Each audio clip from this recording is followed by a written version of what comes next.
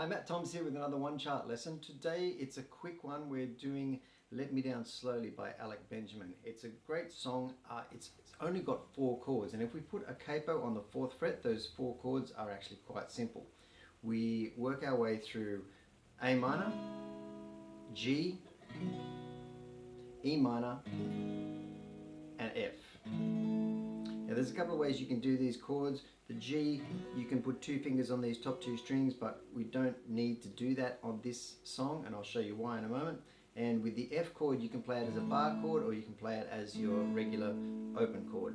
Now, if you put your fingers on the chords, I know you don't need to put your fingers on all the strings for this particular picking riff, which goes right throughout the song.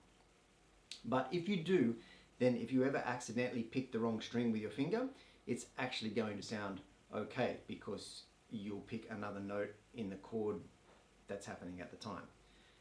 So I'm going to show you both ways to do it. First way is using your hands on all the chords, then I'm going to show you the simplified way, okay? So our picking pattern with our A minor chord is like this. We pick our open A string and our B string, 1st fret, at the same time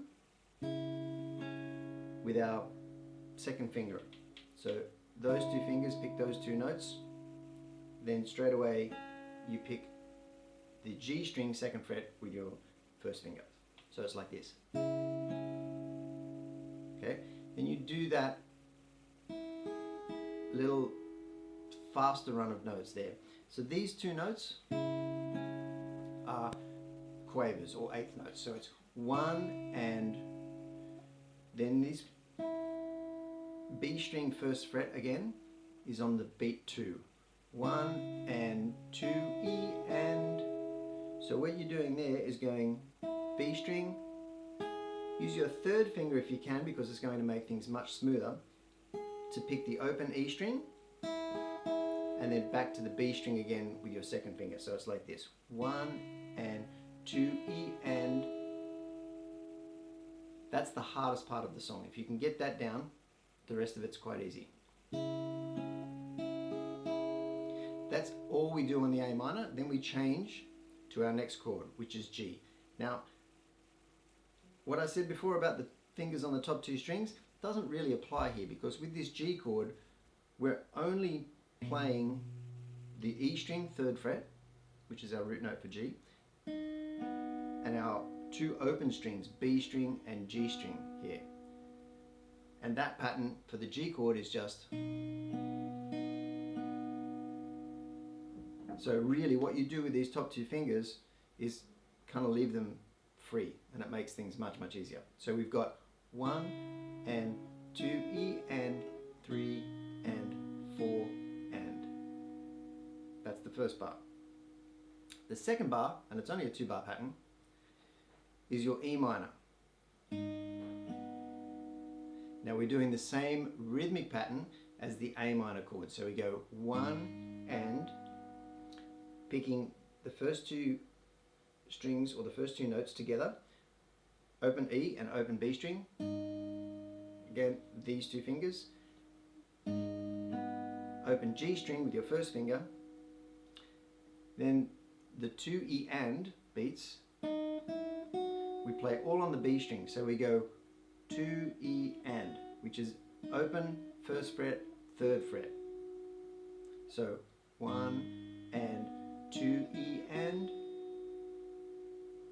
then the last thing we do is play an F chord. Now, to get the right sound for this song, you really should be playing the F on the 1st fret of the E string. There's another F, if you play your chord like that, there's another F root note here on the 3rd fret of the D string. But that bass note is higher than all the other ones comparatively, so you want to try and get this low F note on the E string 1st fret. Then with your other 2 fingers, you put your 2nd finger on the B string 1st fret and your 3rd finger on the G string 2nd fret, as if you were playing a full F bar chord. Now you can actually play a full F bar chord if you're comfortable with that, and that to me is a little bit easier to get to, but if you want to try the easiest way to get around these notes, just play those 3 notes like that, and we're going. B string, G string, B string, G string. The same pattern as we did for the G chord. Alright, so I'll go through that really slowly from start to finish, and that's the pattern that goes throughout the whole song. So, A minor,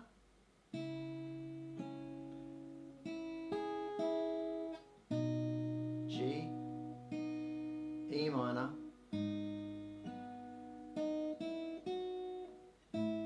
F. Now the next time around I'm going to do that with the sort of easier way of doing the F chord, or the less fingery way, or the less bar chord way. A minor, G, E minor, F. Now you'll notice when I went to the G there, I just reached over with my pinky to play that, which just means I move my hand around a little bit less. Doesn't really matter what note you reach for on that 3rd fret E string for the G. What matters is that you can move your hands through these 4 positions as efficiently and comfortably as possible.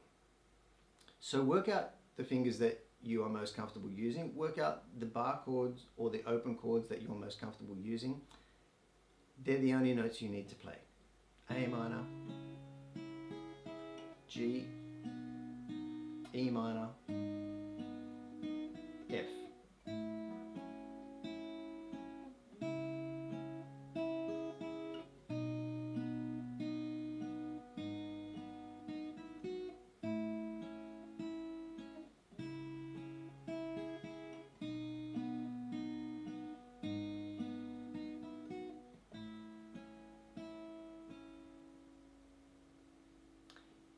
During the song, if you want to actually change it up a little bit, you can actually strum those chords. The pattern is the same throughout the whole song. So if you want to build the dynamics of the song, add some strumming, then you can always go back to your picking.